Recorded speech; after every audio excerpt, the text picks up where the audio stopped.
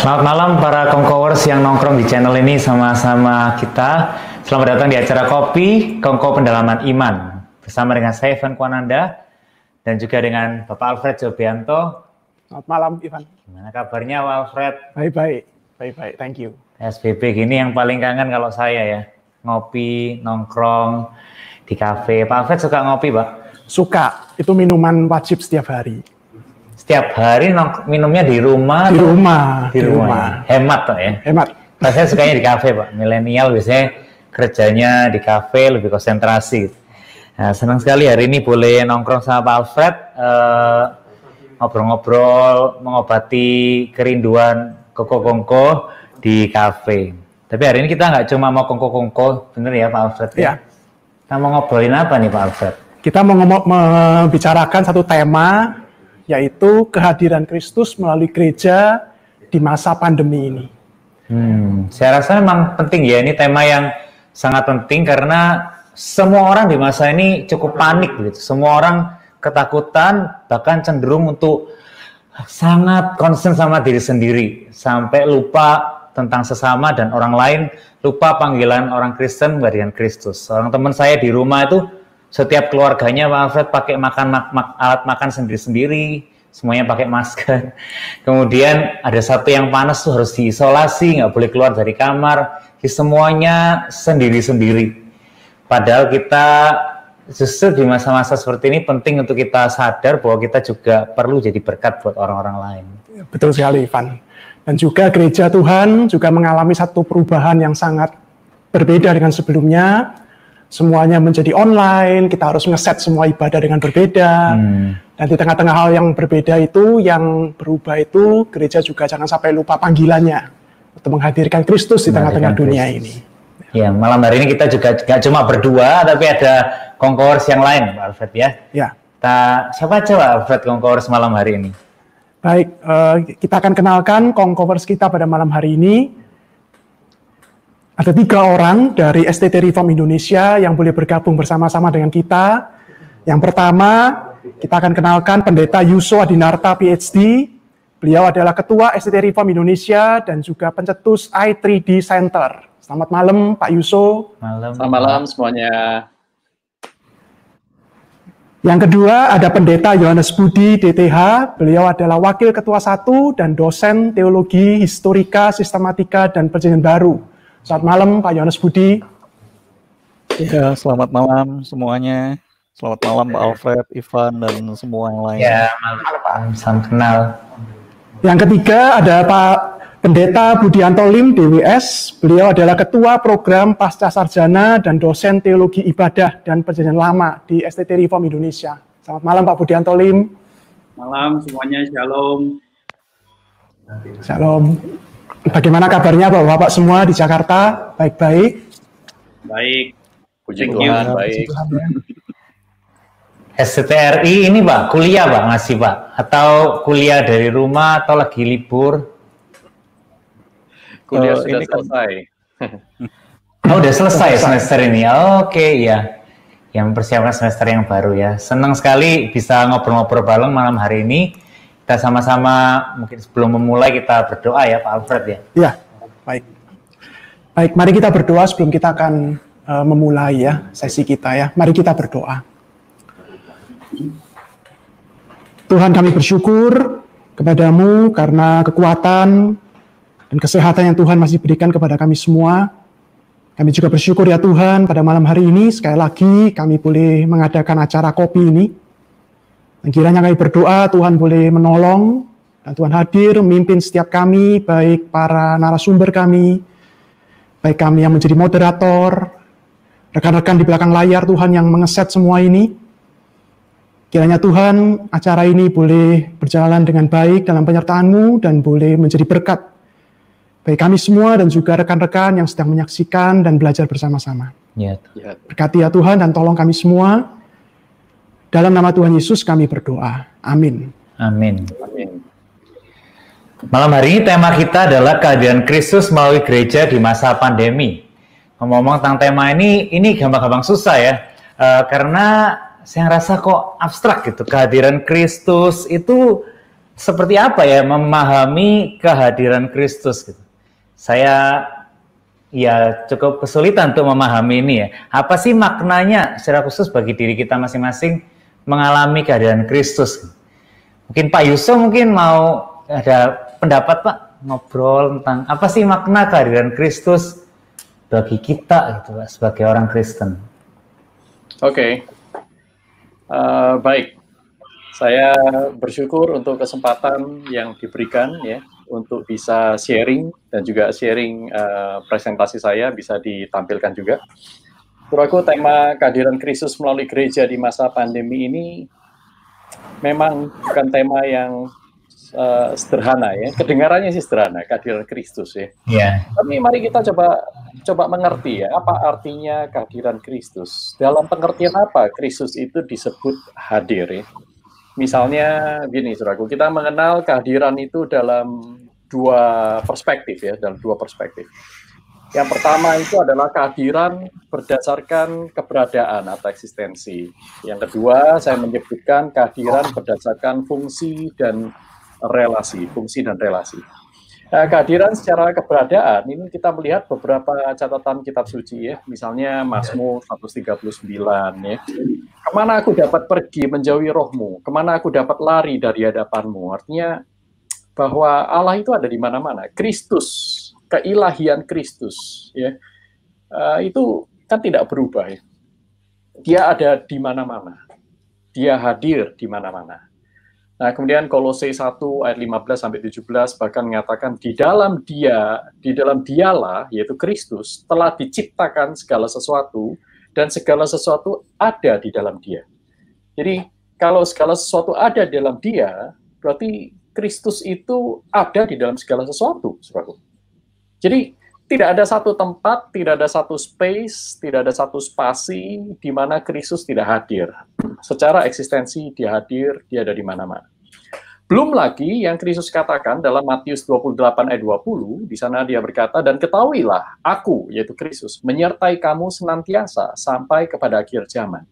Bukan hanya tidak terbatas oleh waktu sampai kepada akhir zaman, tetapi menyertai murid yang ada dimanapun. Berarti juga secara geografis dia ada di mana-mana sampai akhir zaman. Nah, sehingga ketika kita bicara tentang keberadaan, maka menurut natur keilahiannya kita bisa simpulkan bahwa Kristus itu ada di mana-mana. Maka kita tidak berlebihan jika menyebut dia sebagai sang hadir. Ia maha hadir. Dia sang ada, dia maha ada. Dia ada di mana-mana. Nah, kemudian perspektif yang kedua, yaitu kehadiran Kristus berdasarkan fungsi dan relasi. Nah, saudara, kita melihat dalam Yohanes pasal 1 ayat 10 misalnya, dia di sana mengatakan, ia telah ada di dalam dunia, dan dunia dijadikan olehnya. Ini merujuk kepada kehadiran Allah secara eksistensi, tetapi dunia tidak mengenalnya. Nah, berarti ada something wrong sehingga eksistensi Allah itu tidak dikenali, yaitu fungsinya itu tidak dikenali sebagai pencipta, sebagai terang. Ya, kita lihat di ayat-ayat sebelumnya dalam Yohanes pasal 1 itu, di sana dikatakan bahwa ia adalah terang, dia adalah hidup, dia adalah pencipta. Ya, dia datang kepada milik kepunyaannya, tapi milik kepunyaannya tidak menerimanya. Nah, sehingga kehadiran Kristus itu memiliki korelasi dengan relasi dengan manusia. Ya, dunia tidak mengenalnya, mereka menolak untuk mengenalnya, lebih tepat ya. Karena dalam Roma pasal 3 ayat 10 dikatakan tidak seorang pun mencari Allah, tidak seorang pun berakal budi, semuanya menyeleweng, dan seterusnya. Yohanes pasal 10 ayat 27, ini dalam nada yang lebih positif ya. Domba-dombaku mendengarkan suaraku, dan aku mengenal mereka, dan mereka mengikut aku. Saudaraku, ini relasi. Begitu relasi kita dengan Allah itu diperbaiki, direstorasi melalui Kristus, maka kita bisa mengalami kehadirannya. Kita mendengarkan suaranya. Ya. Mazmur 23 mengatakan, Tuhan adalah gembalaku, takkan kekurangan aku. Ya.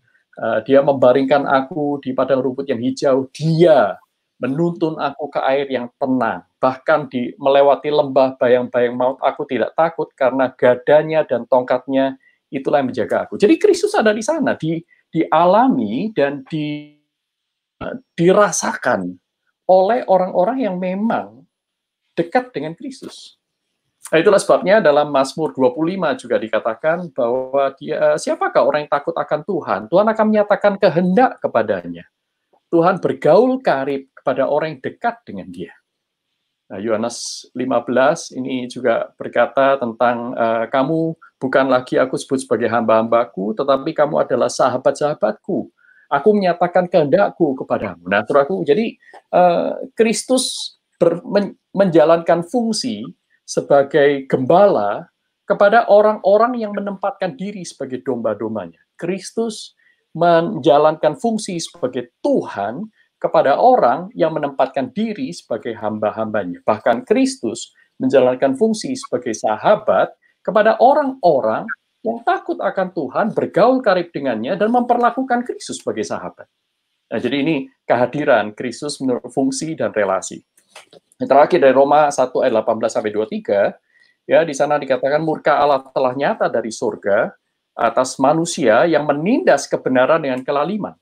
Lalu selanjutnya dikatakan, sebab sekalipun mereka mengenal Allah, mereka tidak memuliakan dia sebagai Allah atau mengucap syukur kepadanya.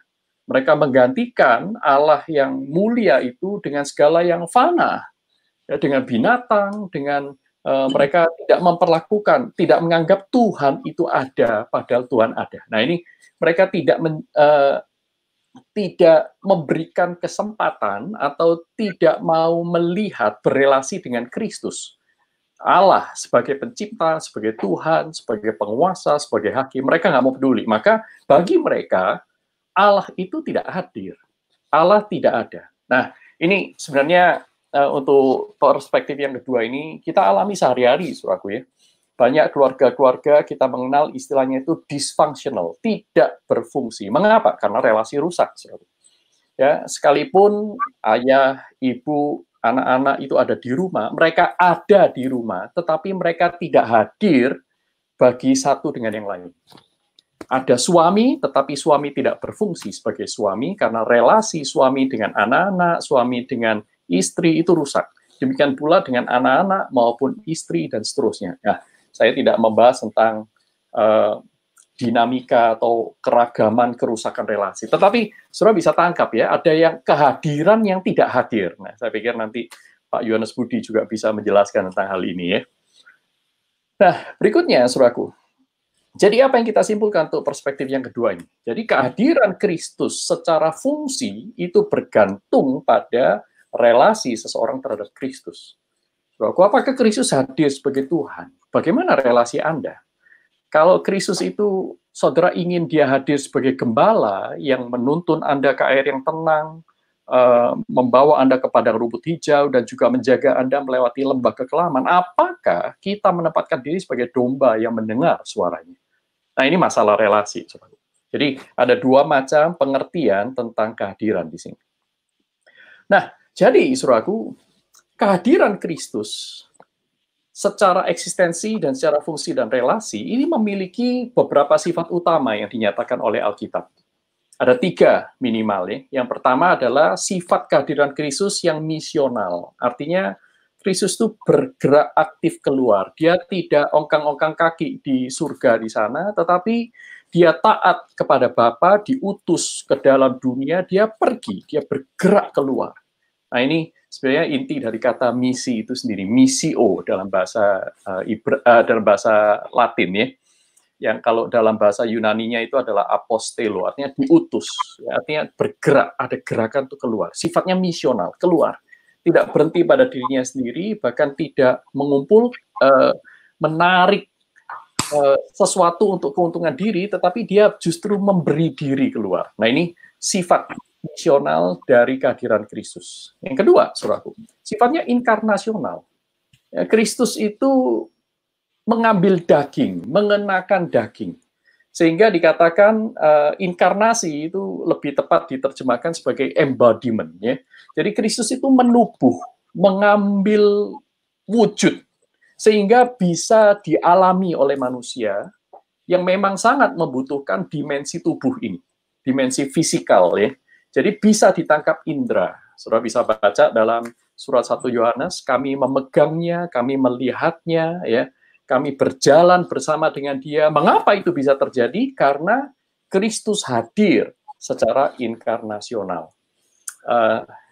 Ayat yang terkenal tentang bagian ini, tentu Surah juga ingat dalam Filipi pasal 2 ayat 5 sampai dengan ayat yang ke-8. Ya, dia tidak menganggap kesetaraan dengan Bapa sebagai hal yang harus dipertahankan, tetapi dia rela menjadi manusia, bahkan menjadi hamba, dan seterusnya, dan seterusnya. Inkarnasional. Yang ketiga, transformasional. Mengapa kehadiran Kristus transformasional? Karena dia hadir dengan intensi, intensional dan transformasional. Dia mempunyai maksud. Tuhan itu selalu mempunyai misi, mempunyai tujuan. Sehingga kehadirannya itu adalah kehadiran yang mengubah.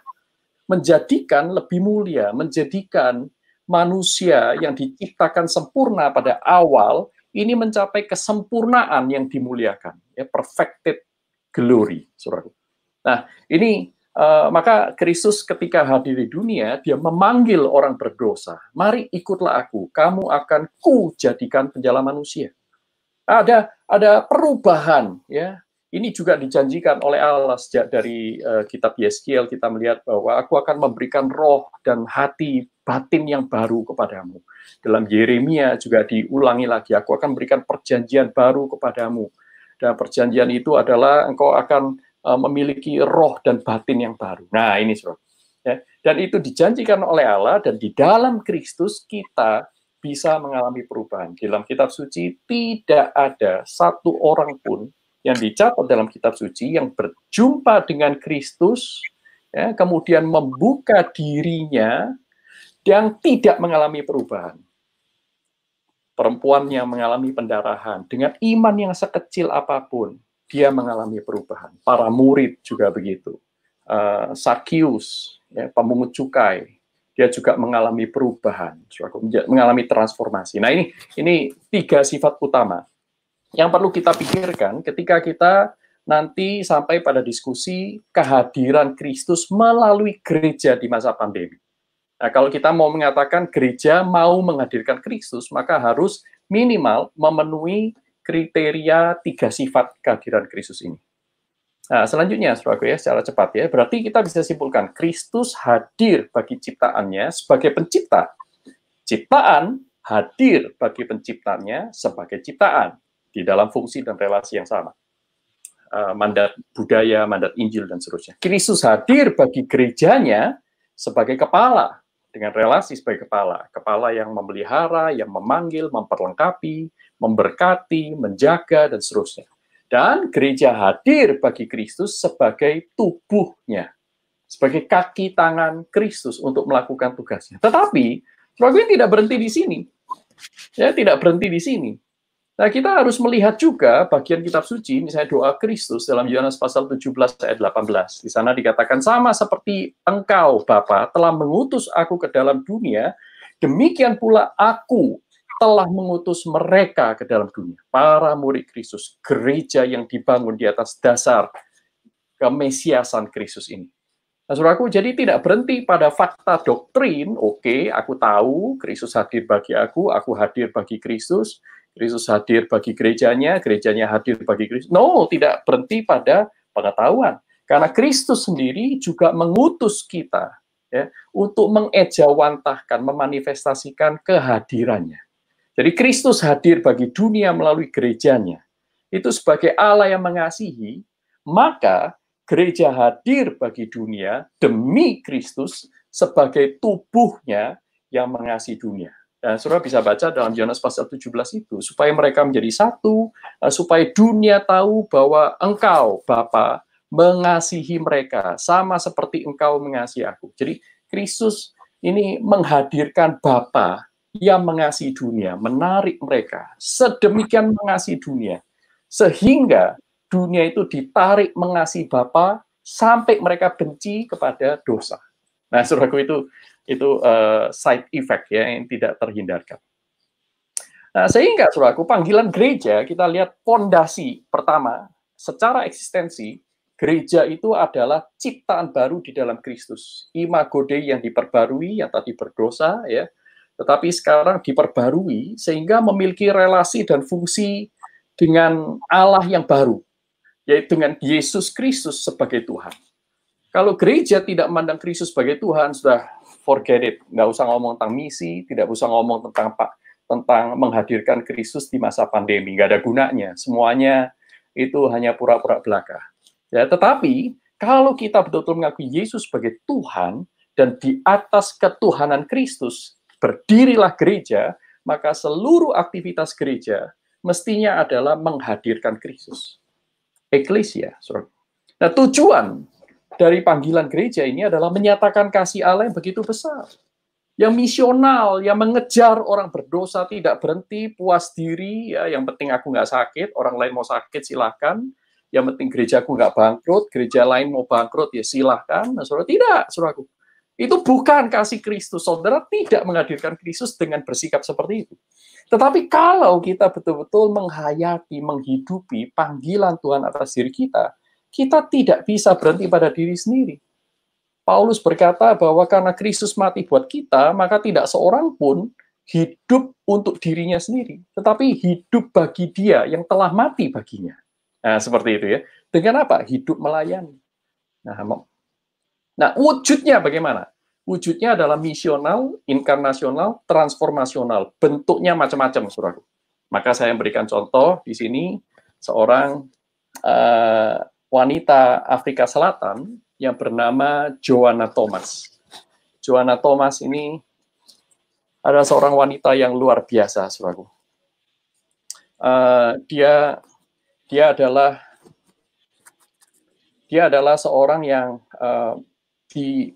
diinspirasikan oleh Kristus, ya.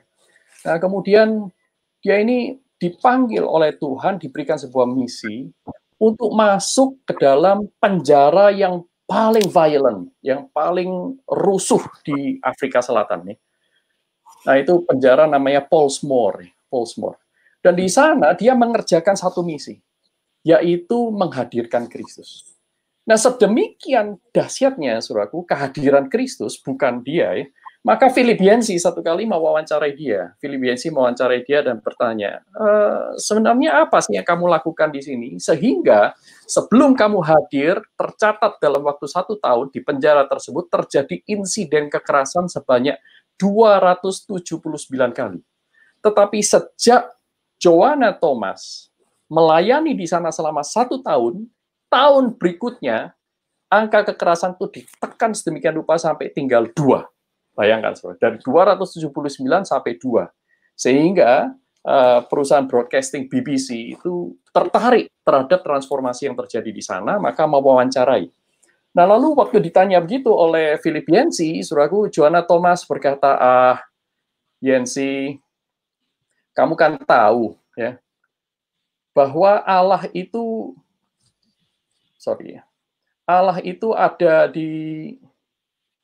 sudah ada di penjara. God was already present in the prison. Tuhan itu sudah ada di penjara.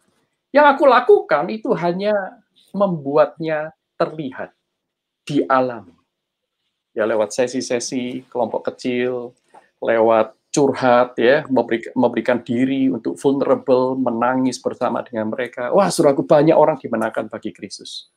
Nah, saudaraku, Joanna Thomas memiliki sifat misional. Dia keluar dari rasa nyamannya. Dia tidak dipanggil untuk menjadi berinkarnasi, tidak, ya, tetapi pekerjaan dia mempunyai sifat inkarnasional. Dia menghadirkan Kristus yang mewujud di dalam tingkah lakunya, perkataannya, aktivitasnya, dan dia juga mempunyai sifat yang terakhir itu transformasional, mengubah orang-orang yang garang beringas itu akhirnya mengalami kasih Kristus dan mereka diubahkan. Nah, kira-kira itu yang saya bisa bagikan dalam sesi saya ini mengenai kehadiran Kristus melalui gereja di masa pandemi. Terima kasih. Iya, makasih penjelasan yang sangat mendetail ya, Pak, ya. Saya tuh tadi sangat terinspirasi sama ceritanya yang bagaimana ketika kehadiran Kristus bisa membawa perubahan bagi banyak orang mungkin. Tapi seringkali yang saya gumulkan adalah bagaimana sih sebenarnya kita sendiri, Pak. Maksudnya kita nggak bisa menghadirkan Kristus kalau saya rasa kita sendiri nggak bisa punya kepekaan seperti tadi katanya mendengarkan suara gembala, domba mengenal suara gembalanya. Seringkali banyak orang Kristen yang saya jumpai itu tidak punya kepekaan Pak untuk merasakan kehadiran Kristus. Itu kenapa ya Pak? Bagaimana cara kita mengasah diri Pak untuk mengalami Kristus di dalam kehidupan sehari-hari? Oh, ini langsung tanya ya. Nah, seperti tadi yang saya katakan ya, seperti tadi yang saya katakan itu bahwa ini masalah relasi, masalah relasi. Tuhan bergaul karib dengan orang yang dekat dengan Dia. Jadi kalau saudara dan saya ini memang adalah orang-orang yang ingin menjadi sahabat Tuhan, mulai dengan berdoalah. Kunci pintu, berlututlah, berdoa, bacalah firman. Maka dengan sikap yang berbeda, dengan mengakui keberdosaan kita, maka kita akan mengalami kehadiran Tuhan. Saya tidak bisa membagikan ini, karena ini harus dialami, saudaraku. Pengalaman bersama dengan Tuhan nggak bisa difotokopi, nggak bisa diinstal. You have to experience it yourself. Saudara harus mengalaminya sendiri, melakukan firman, menerima undangan Tuhan, dan saudara akan mengalami Tuhan. Ketika Anda berjalan di jalan Tuhan, Anda akan mengalami Tuhan. Tetapi kalau kita bersikeras dengan cara kita, semau kita, saudara jangan berharap dengan relasi yang seperti itu, saudara bisa mengalami Tuhan secara nyata dan konstruktif. Saudara, Tuhan mengubah orang yang mau diubah, karena manusia itu bukan robot. Ya, itu aja jawaban dari saya, singkat ya. Kuncinya adalah relasi dengan Tuhan. Iya, makasih Pak. Karena ketika kita punya relasi dan mengalami Kristus, disitulah titik awal kita bisa menghadirkan Kristus bagi orang lain. Benar sekali, titik awal, itu kunci ya. Iya, makasih Pak. Nah, tadi saya tertarik dengan kisahnya Joanna Thomas itu ya. Bagaimana kehadirannya dan apa yang dia katakan itu bahwa Kristus sebenarnya hadir. Dan saya itu yang mencoba untuk menunjukkannya melalui kehidupannya dan bagaimana itu akan mentransformasi bukan cuma dirinya tapi juga orang-orang di sekitarnya. Nah, kita coba masuk ke pertanyaan kedua ya untuk hal ini ya. Jadi bagaimana anak-anak Tuhan baik secara pribadi maupun secara komunitas. Kalau kita tahu tadi apa arti kehadiran Kristus dan relasi itu menjadi intinya. Nah, bagaimana anak-anak Tuhan secara pribadi ataupun secara komunitas mencoba menghayati kehadiran Kristus itu. Nah, sehingga hidupnya itu boleh ditransformasi dan kemudian itu boleh berpengaruh untuk sekitarnya. Ya. Nah, mungkin Pak Pendeta Yohanes Budi boleh menjawab pertanyaan ini ya. Iya, ini moderatornya kelihatannya seru ya, suka memberikan pertanyaan-pertanyaan yang sulit. Nanti kalau saya kesulitan, saya bales, saya kasih pertanyaan, saya lempar ke moderator, begitu ya. Tapi malam ini ada satu pertanyaan yang menarik. Jadi bagaimana sih kita menghayati kehadiran Kristus, begitu ya? Kehadiran Kristus yang tidak terlihat tadi, seperti yang kita dengar sebelumnya, kisahnya Joanna Thomas itu yang menghadirkan Kristus yang invisible itu menjadi visible gitu. Dan bagaimana sih kita bisa menghayati kehadiran Kristus yang invisible? Karena mata kita sebetulnya juga tidak melihat Kristus begitu. Bagaimana kita itu mengalami Kristus di dalam hidup kita secara pribadi dan juga di dalam komunitas kita, di dalam gereja. Saya ada beberapa hal yang akan saya bagikan malam ini. Saya akan share satu screen ini untuk menolong kita memahami topik ini. Bisa terlihat dengan jelas ya? Halo? Ya, jadi bagaimana kita itu mengalami kehadiran Kristus melalui gereja, dan bagaimana kita menghayatinya secara pribadi dan juga di dalam komunitas kita. Jadi ngomong tentang kehadiran Kristus begitu, kadang-kadang ini sering kita dengar begitu, tetapi apakah benar ini merupakan sesuatu yang kita hayati? Tidak selalu. Terkadang kita merasa ini merupakan sesuatu yang klise saja begitu. Itu hanya satu teori-teori begitu ya tentang Kristus yang hadir di dalam kehidupan kita. Atau bahkan kita ngomong menghadirkan Kristus, mimpi kali ya gitu, masa orang-orang model kayak begini, begitu, itu menghadirkan Kristus gitu. Kalau kita ada di gereja, mungkin kita lihat saudara-saudara seiman kita gitu, terus kita ngomong mimpi kali ya orang-orang kayak begini menghadirkan Kristus gitu. Kalau kita itu sebel dengan hamba Tuhan kita lihat pendeta kita, dan kita ngomong mimpi kali ya pendeta-pendeta kayak begini, hamba Tuhan kayak begini, penatua kayak begini, diaken kayak begini, itu menghadirkan Kristus gitu. Kalau di keluarga gitu, kita hadir dalam keluarga, kemudian kita melihat pasangan kita, melihat suami kita, istri kita, dan kita lihat, oh ini orang-orang percaya semua ini, tapi ngomong tentang menghadirkan Kristus gitu, ada Kristus di baliknya, dan Kristus itu hadir di rumah, mimpi kali ya. Yang saya lihat lebih setan yang ada di situ begitu daripada Kristus gitu misalnya begitu ya. Ngomong tentang kehadiran Kristus itu apa sebetulnya kita karena tidak berani berhadapan dengan realita-realita yang sesungguhnya, lalu kita itu berusaha lari dari satu kenyataan. Kita lari dari satu kenyataan dan ngomong, kita itu menghadirkan Kristus, kita itu menghadirkan Kristus. Jadi pertanyaan yang perlu kita pikirkan adalah bagaimana kita itu boleh mengalami kehadiran Kristus di dalam hidup kita. Nah, berbicara tentang topik ini, jadi bagaimana menghayati kehadiran Kristus melalui gereja, saya akan membahas beberapa hal secara singkat. Yang pertama, saya mengajak kita itu untuk melihat bagaimana sih metafora yang ada di dalam Alkitab tentang gereja. Maksudnya ketika menjelaskan tentang bagaimana hubungan antara Kristus dengan gerejanya, Alkitab itu menggunakan ilustrasi-ilustrasi, menggunakan penggambaran-penggambaran yang kita sering bahasakan itu sebagai metafora. Jadi metafora yang kita bisa lihat tentang gereja di dalam Alkitab itu seperti apa? Jadi ada beberapa ide dasar tentang kehadiran Kristus yang kita bisa pelajari dari metafora tentang gereja itu. Hal yang kedua yang akan saya bicarakan adalah wadahnya itu apa sih, sarananya itu apa sih, bentuknya itu apa sih, menghadirkan Kristus itu. Di dalam hal ini saya nanti akan menyoroti peran penting dari iman, harap, dan kasih itu sebagai satu wadah, sarana, dan bentuk untuk menghadirkan Kristus. Kemudian saya juga akan mengajak kita melihat bagaimana kita menghayatinya, konteks penghayatan akan kehadiran Kristus itu seperti apa.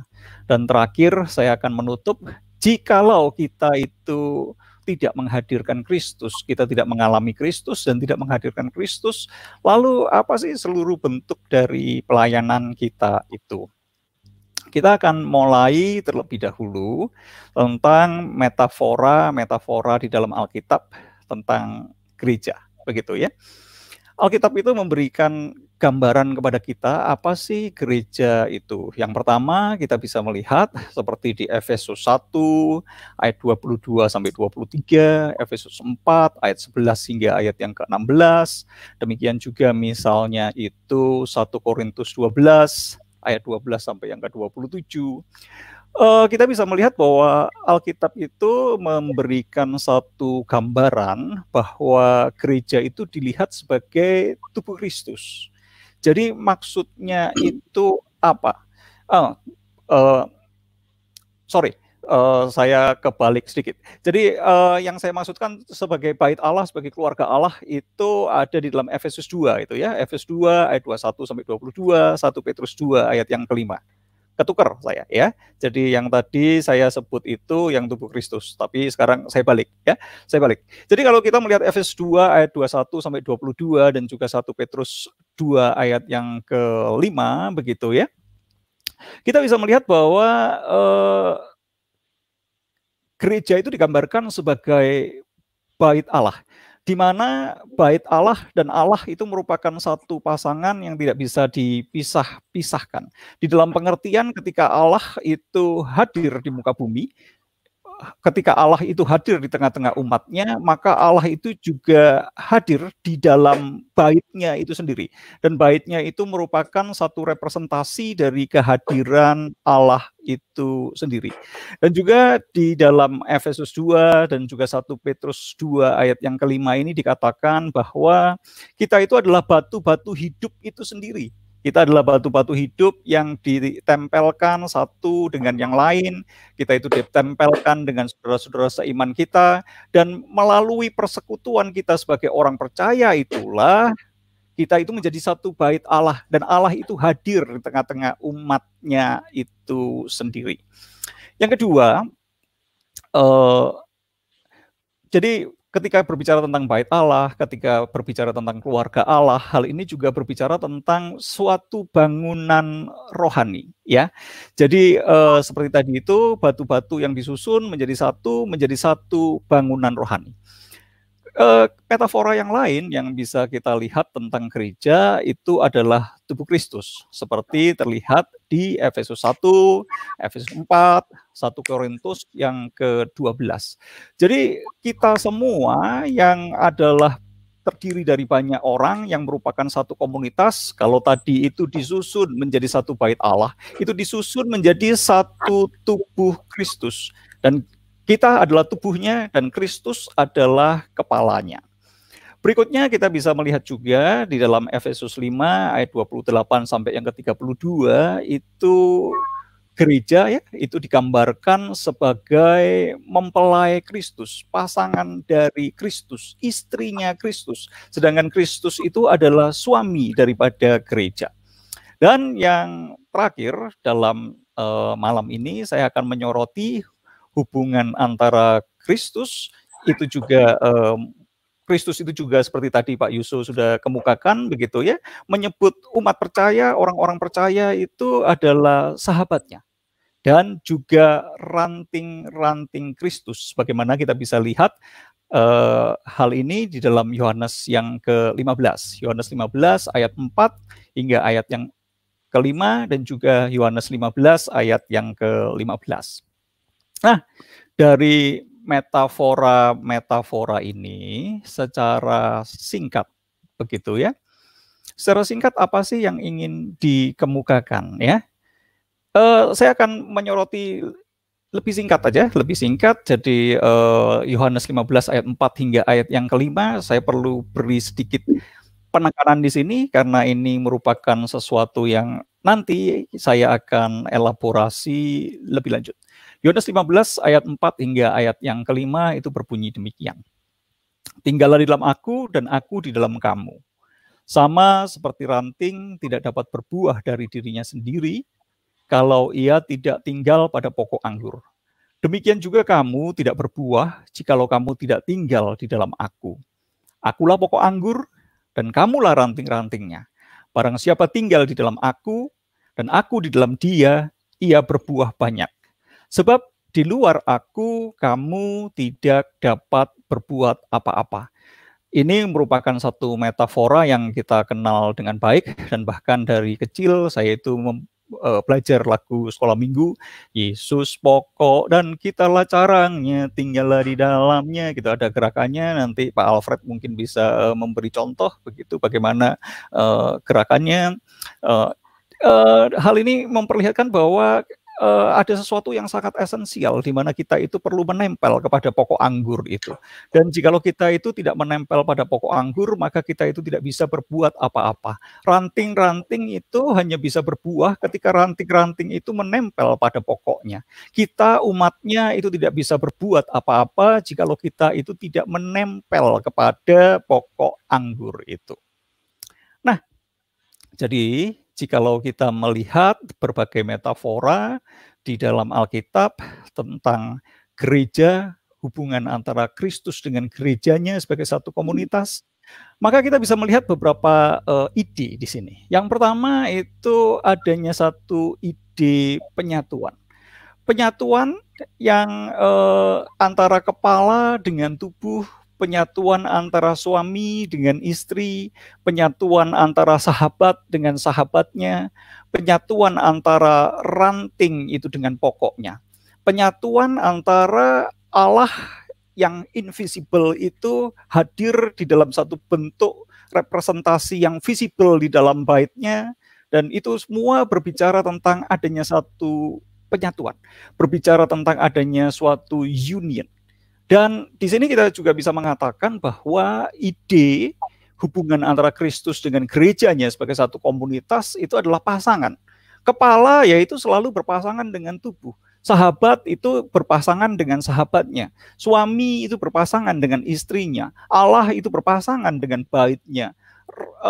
Ranting-ranting yang berbuah itu ya selalu berpasangan dengan pokok anggurnya. Dan juga ini berbicara tentang adanya satu kebersamaan. Jadi ada sekumpulan umat yang bersama-sama. Jadi yang disebut mempelai Kristus bukan satu orang, bukan satu gereja lokal, tetapi yang disebut sebagai mempelai Kristus adalah gereja yang bersama-sama ini. Yang disebut sahabat-sahabat Kristus adalah orang-orang percaya yang secara bersama-sama ini. Ranting-ranting Kristus adalah orang-orang yang bersama-sama ini. Yang disebut tubuh Kristus itu bukan cuma satu orang, satu denominasi, tetapi ya semua orang percaya itu secara bersama-sama dihimpun menjadi satu tubuh Kristus. Yang disebut batu-batu yang membangun bait Allah itu ada unsur komunitasnya, ada kita itu bersama-sama, jadi tidak individual tetapi bersama. Dan kebersamaan ini merupakan satu kebersamaan antara umat yang banyak itu yang dipersatukan menjadi satu tubuh, yang dipersatukan menjadi satu bait Allah itu dengan Kristus itu sendiri. Dan kita mengalami apa yang namanya union, penyatuan itu dengan yang lain dan juga dengan Kristus. Dan juga kita bisa melihat di sini adanya ide saling terlibat. Jadi sebagaimana ada penyatuan, ini merupakan bentuk pasangan, ada kebersamaan, dan di dalamnya itu ada saling keterlibatan. Jadi Kristus itu terlibat dengan gerejanya, dan gereja itu terlibat dengan Kristus. Sebagaimana juga umat satu dengan yang lain itu terlibat dengan anggota keluarga Allah yang lain itu. Dan juga hal ini menyoroti kepada kita, seperti tadi dikemukakan Pak Yusuf, tentang relasi. Jadi ketika berbicara tentang tubuh Kristus, ketika berbicara tentang jemaat, kita berbicara tentang relasi itu sendiri. Ada relasi antara Kristus dengan umatnya. Ada relasi antara satu anggota tubuh Kristus itu dengan anggota tubuh Kristus yang lain. Dan juga kita bisa melihat bahwa ada ide tentang partisipasi, di mana Kristus itu berpartisipasi dengan kita, dan kita itu juga diberikan satu anugerah yang sedemikian besar untuk berpartisipasi bersama-sama dengan Kristus. Di dalam hal ini kita akan melihat nanti berpartisipasi bersama-sama untuk menghadirkan kerajaan Allah itu, untuk menghadirkan yang invisible itu di dalam satu realita yang visible, menghadirkan yang spiritual itu di dalam realita natural kita. Berikutnya yang kita akan melihat bagaimana kita itu bisa menghayati kehadiran Kristus itu. Jadi bagaimana sih kita yang modelnya kayak begini itu menghadirkan kehadiran Kristus? Misalnya jikalau kita itu menjadi kepala keluarga begitu, seperti saya hadir di dalam rumah saya, maka anak-anak saya akan melihat saya sebagai seorang yang mungkin culun begitu. Bagaimana saya yang culun ini bisa menghadirkan Kristus begitu. Dan mungkin kita memiliki pergumulan-pergumulan yang lain. Bagaimana kita dengan segala kelemahan kita, dengan segala ketidakberdayaan kita itu menghadirkan Kristus. Dengan apa kita itu menghadirkan Kristus? Melalui apa kita itu menghadirkan Kristus? Bentuknya menghadirkan Kristus itu seperti apa? Jadi di sini kita akan berbicara tentang wadahnya, sarananya, bentuknya untuk menghadirkan Kristus itu seperti apa. Mari kita menyoroti hal ini dari satu bagian kitab suci saja, yakni dari 1 Korintus 13 ayat yang ke-13. Di situ kita mengenal ada 3 hal yang sangat penting di dalam kehidupan iman kita, yakni iman, harap, dan kasih.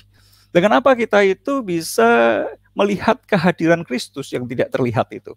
Bagaimana kita bisa melihat kehadiran Kristus di balik segala realita yang ada? Jawabannya kita hanya bisa melihat kehadiran Kristus yang tidak terlihat itu, kehadiran Kristus di balik realita-realita hidup kita, hanyalah dengan mata iman kita. Dengan mata iman kita, kita melihat bahwa di balik realitas semesta ini, di balik realitas ciptaan ini, seperti tadi dikatakan Pak Yuso, ada pencipta di sana. Dengan realitas, dengan iman kita itu perlu memiliki yang namanya mata iman. Bahwa di dalam keadaan-keadaan kita yang seperti ini ada Kristus yang hidup. Mari kita kembali kepada konteks di dalam gereja Korintus. Konteks gereja Korintus adalah konteks gereja yang amburadul luar biasa. Kita bisa melihat di situ ada berbagai bentuk perjinahan, dan bahkan dikatakan ada orang-orang di dalam jemaat itu yang hidup dengan istri ayahnya. Dan kita bisa melihat bahwa apapun itu dijadikan satu kontes pertandingan waktu berbicara tentang karunia-karunia rohani. Maka karunia-karunia rohani juga dilombakan di dalam jemaat di Korintus itu. Jemaat Korintus adalah jemaat yang saling bertengkar satu dengan yang lainnya. Ya, jadi ini jemaat yang amburadul. Bahkan di dalam perjamuan kudus, begitu. Mereka juga saling bertengkar satu dengan yang lainnya. Tetapi justru di tengah-tengah konteks jemaat yang seperti ini, Paulus itu berbicara tentang Kristus yang adalah kepala dan kita semua yang adalah tubuhnya itu. Bagaimana kita bisa melihat kehadiran Kristus di tengah-tengah realitas jemaat Korintus? Jawabannya adalah karena kita itu memiliki iman. Memiliki iman bahwa di tengah-tengah realitas hidup kita yang hancur dan berantakan ini, ada Kristus yang hadir itu di sana. Jadi bagaimana kita bisa melihat kehadiran Kristus? Jawabannya kita membutuhkan iman. Kita membutuhkan mata iman. Mata iman bahwa ada realita Kristus yang sudah hadir di tengah-tengah komunitas kita. Iman yang menghasilkan adanya satu pengharapan bahwa di tengah-tengah kehidupan kita yang tidak sempurna ini, ada anugerah Tuhan yang memberikan satu pengharapan di dalam diri kita. Dan satu pengharapan yang kemudian itu membuahkan adanya satu kasih. Satu kasih karena kita mengerti bahwa kita juga adalah orang-orang yang sudah dikasihi. Saudara sekalian, Paulus sendiri ketika berhadapan dengan jemaat di Korintus adalah seorang figur hamba Tuhan yang memiliki iman. Iman bahwa Kristus itu hadir di tengah-tengah jemaat Korintus. Paulus memiliki pengharapan. Pengharapan bahwa jemaat yang seperti ini merupakan jemaat yang memiliki harapan.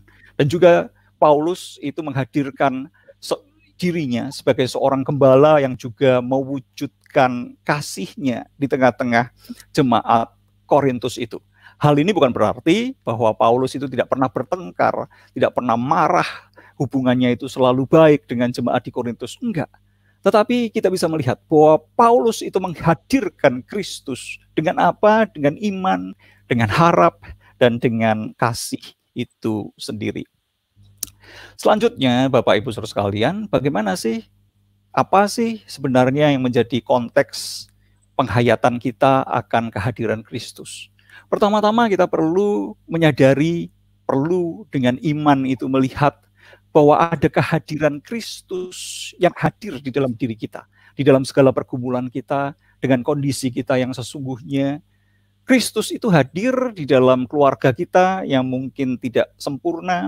Kristus itu hadir di dalam pasangan kita, di dalam anak-anak kita yang mungkin kita melihatnya itu jengkel luar biasa. Kristus itu hadir seperti tadi contoh yang baik ya tentang Joanna Thomas itu, bahwa Kristus itu hadir di mana-mana dan juga di komunitas terdekat kita. Dan kita itu dipanggil untuk apa? Untuk menghadirkan yang invisible itu supaya terlihat menjadi satu visible. Kristus itu hadir di tengah-tengah gereja kita yang tidak sempurna, dan juga Kristus itu hadir di tengah-tengah masyarakat. Jadi kita perlu memiliki iman, harap, dan kasih yang memungkinkan kita itu untuk menangkap kehadiran Kristus yang tidak terlihat itu di dalam hidup kita, di dalam keluarga kita, di dalam komunitas terdekat kita, di gereja, dan di masyarakat. Dan bagaimana kita mau wujudkan itu? Bagaimana kita mau wujudkan kehadiran Kristus di dalam diri kita, mewujudkan kehadiran Kristus itu di dalam keluarga kita, di dalam komunitas kita, di gereja kita, di masyarakat kita. Semuanya merupakan satu pergumulan yang tidak mudah, ya. Semuanya merupakan suatu pergumulan yang tidak mudah. Tetapi kita tidak boleh lupa bahwa kita dipanggil untuk memiliki apa? Kita dipanggil untuk memiliki iman, harap, dan kasih.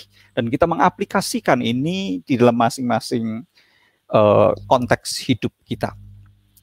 Bapak Ibu sekalian, ketika berbicara tentang menghadirkan Kristus, kadang-kadang kita bisa melihat adanya satu realitas bahwa seringkali hal itu tidak begitu nyata, dan kita bisa lihat misalnya begitu ya, sebagai contoh saja begitu. Ada begitu banyak anak hamba Tuhan itu yang nakal-nakal, bandel-bandel. Mengapa? Salah satu alasannya karena seakan-akan kehadiran Kristus itu tidak terlihat. Ya, kehadiran Kristus itu hanya merupakan satu basa-basi. Anak-anak itu tidak melihat bahwa di dalam keluarganya Kristus itu hadir, di dalam diri papanya yang adalah hamba Tuhan, Kristus itu tidak hadir, dan itu merupakan satu problem yang luar biasa. Karena itu kita perlu menyadari bahwa tanpa kita itu menyadari kehadiran Kristus, tanpa kita menghayati kehadiran Kristus, dan tanpa kita itu memiliki iman, harap, dan kasih, yang kita hadirkan itu apa sih? Yang kita hadirkan itu hanyalah yang palsu saja. Jadi tadi saya mengajak kita menyoroti satu gambaran, satu metafora tentang Kristus yang adalah pokok anggur dan kita yang adalah ranting-rantingnya. Bapak, Ibu, Saudara sekalian, ranting-ranting itu tidak bisa menghasilkan buahnya sendiri. Ranting-ranting itu tidak berusaha untuk menghasilkan buahnya sendiri. Tetapi ranting-ranting itu berbuah karena hasil dari apa? Hasil dari menempel kepada pokok anggurnya. Jikalau kita itu tidak menempel pada pokok anggurnya, bagaimana kita menghasilkan buah? Apakah bisa? Jawabannya bisa. Kerap kali kita di dalam gereja, di dalam kehidupan kita sebagai orang percaya, kita itu membuat imitasi-imitasinya. Sama seperti pohon Natal, begitu ya. Kita bisa sesuatu yang tidak menempel dan tidak hidup itu bisa terlihat sedemikian bagus, begitu. Semuanya itu dari plastik, begitu ya. Pohonnya dari plastik, daunnya dari plastik, buah-buahnya dari plastik, dan semuanya diberikan warna yang mengkilap dan nampak sedemikian baiknya, tetapi tidak menghadirkan Kristus secara real. Jadi tanpa kita menghadirkan Kristus, tanpa kita memiliki iman, harap, dan kasih, yang kita berikan di gereja, yang sedang kita obral itu apa? Sebetulnya Yesus yang plastik, Yesus yang imitasi, iman yang imitasi, gereja yang plastik, gereja yang imitasi. Dan ketika kita berupaya sedemikian rupa begitu untuk melakukan perbuatan baik, memberikan kesaksian Kristen, tetapi tanpa kita itu menghadirkan Kristus, semuanya itu hanyalah kesaksian dan perbuatan baik yang terbuat dari plastik. Jadi kira-kira itu yang saya bisa sampaikan. Mohon maaf kelihatannya kepanjangan itu.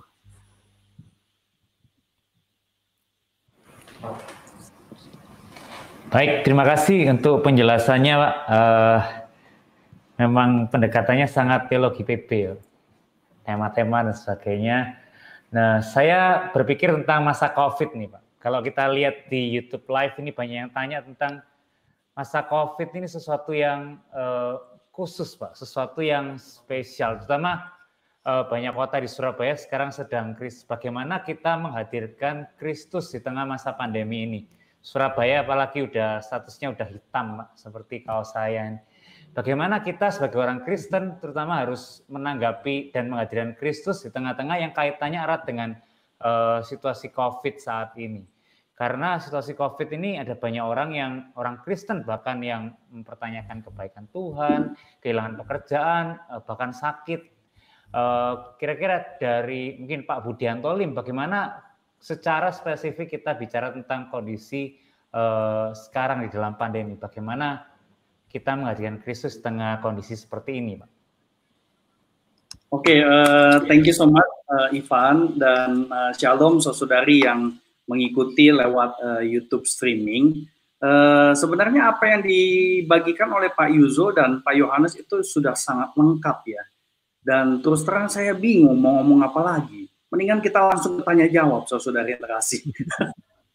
Nah, saudari yang terkasih, ya, karena saya diberikan tanggung jawab ini, jadi saya kira saya tetap membagikan, semoga cukup pendek ya.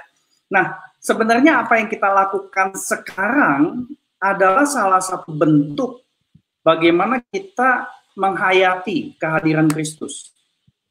Kita mau berbagi pemahaman, berbagi pengalaman, bagaimana kita berelasi dengan Tuhan Yesus.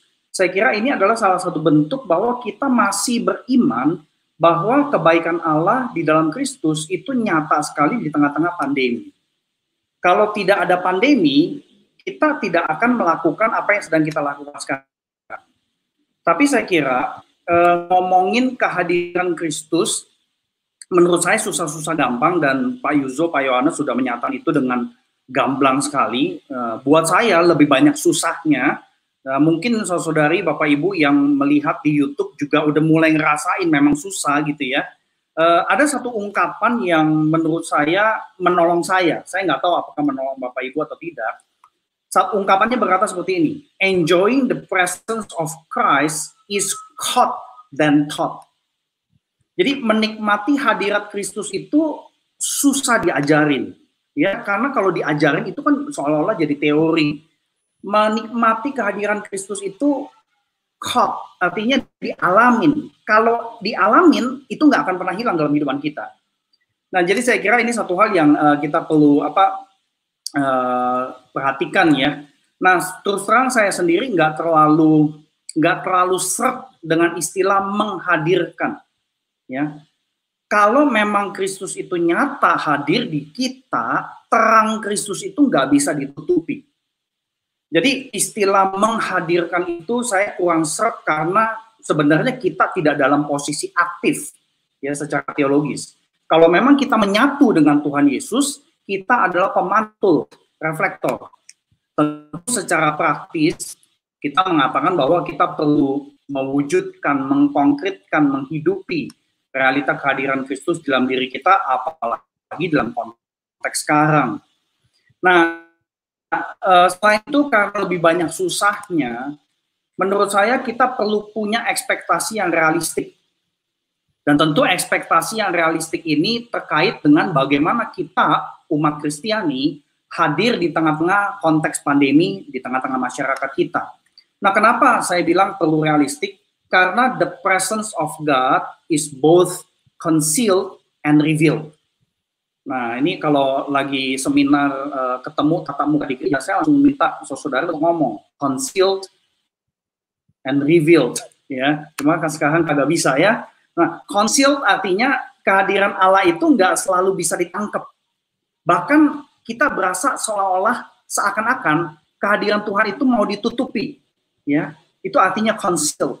Tetapi pada saat yang sama kehadiran Allah dalam Kristus itu reveal, disingkapkan, dibuka, gitu ya. Jadi kehadiran Allah bisa menyentuh kita karena Allah yang membukakan sesuai dengan karunia-Nya. Nah, saya nggak akan jelasin lebih detail waktu Allah reveal apa saja sih yang dia lakukan. Saya nggak akan jelasin karena nanti akan terlalu panjang. Tapi saya kira tadi Pak Yuzo, Pak Yohanes juga sudah menyentuh hal tersebut. Nah, saya mau loncat mengenai aspek menghadirkan atau ya dalam tanda petik ya, mewujudkan, mengkonkretkan kehadiran Kristus di tengah-tengah konteks kita. Rasul Paulus menggunakan istilah kita ini adalah surat Kristus yang ditulis dengan Roh Allah yang hidup dan dibaca banyak orang. Kalau kita pakai bahasa sekarang, kita ini adalah digital banner, ya, atau running banner di segala macam website yang kita tahu, atau kita ini adalah papan reklame, billboard yang besar luar biasa. Jadi ketika orang lihat kita, baik secara pribadi, keluarga, maupun secara satu gereja atau satu kelompok kecil, orang melihat kita sebagai iklan Kristus atau tidak. Contoh praktis, ini banyak gereja udah mulai ngomongin mau buka pintu gereja, mau kebaktian seperti sebelumnya. Kalau gereja buka dan kemudian nggak bisa terima semua jemaat, dan katakan jemaatnya disuruh register dulu, ya, jadi dibatasin kapasitas gereja itu nggak bisa sampai 50%, misalkan cuma 35%.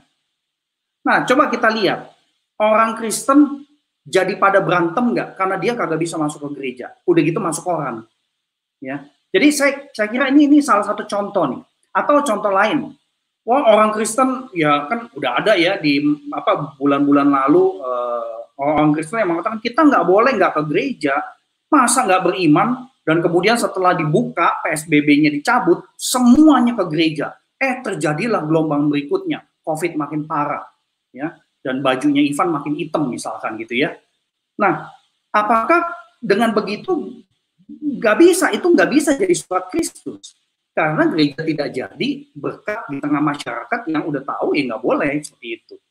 Nah, contoh lain, kalau gereja buka, kita tahu ruangan ber-AC itu menimbulkan resiko yang sangat besar sekali. Gereja nggak boleh nyalain AC, tapi tetap ada kebaktian dengan jumlah orang Kristen dibatasi. Karena bahaya, coba lihat berapa banyak orang Kristen yang akan ngoceh gereja nggak punya AC. Lalu persembahan gereja makin merosot karena orang Kristen, ya, orang gereja seolah-olah terus-menerus menuntut comfort and convenience di dalam kebaktian. Nah, ini sikap-sikap yang saya kira akan terpancar keluar, dan orang-orang yang belum percaya Kristus, belum percaya kehadiran Kristus, mereka akan bertanya, kok orang Kristen begitu ya? Nah, jadi saya kira aspek kita menjadi iklannya Kristus atau surat Kristus itu menjadi satu hal yang penting sekali. Dan tentu bagaimana kebijakan-kebijakan gereja dalam konteks mau buka lagi kebaktian itu patut sekali diperhatikan dengan sangat-sangat seksama sekali. Nah, hal lain saya kira saya akan bagikan 1-2 lagi ya. Gimana kehadiran Kristus itu dikonkretkan di tengah-tengah situasi sekarang. Ketika saya baca episode Injil, salah satu patron yang Tuhan Yesus tunjukkan adalah Tuhan Yesus itu menyatakan kehadirannya itu kepada orang-orang kecil. Ya, Anda bisa baca nanti Matius 11 ayat 25-30. Perkataan Tuhan Yesus itu clear cut sekali bahwa ia menyatakan rahasianya hanya kepada orang kecil. Artinya memang ada orang-orang Kristen, ya, yang saya berani katakan sebagai false believer, yang mungkin nggak akan nangkep kehadiran Kristus karena dia merasa dia tahu semuanya. Dia merasa dia bisa segalanya, dia merasa dia punya moralitas yang lebih tinggi dan sebagainya dan sebagainya.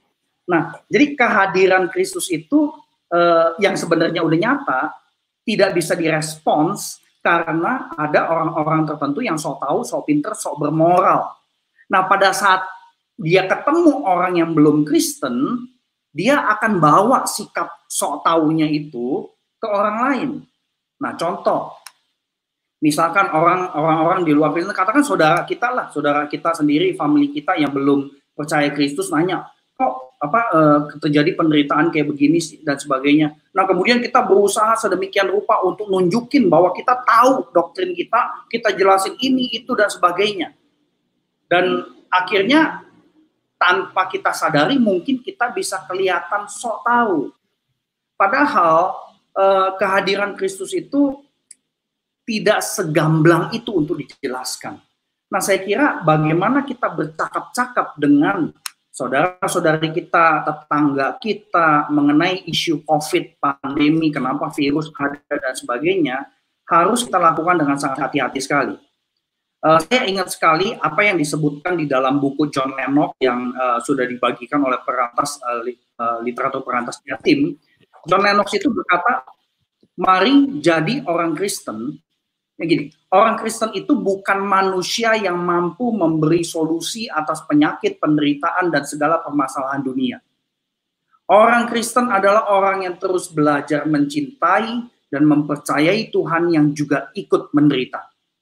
Berarti pada saat kita bicara, berdiskusi, ngobrolin mengenai COVID, pandemi, dan sebagainya, dan bahkan juga isu-isu penderitaan lainnya, saya kira sikap rendah hati, nggak sok tahu, itu yang akan memunculkan simpati dari masyarakat. Dan saya kira ini satu hal yang juga muncul cukup sering di dalam Injil, yaitu kehadiran Tuhan Yesus itu terjadi lewat percakapan. Ya.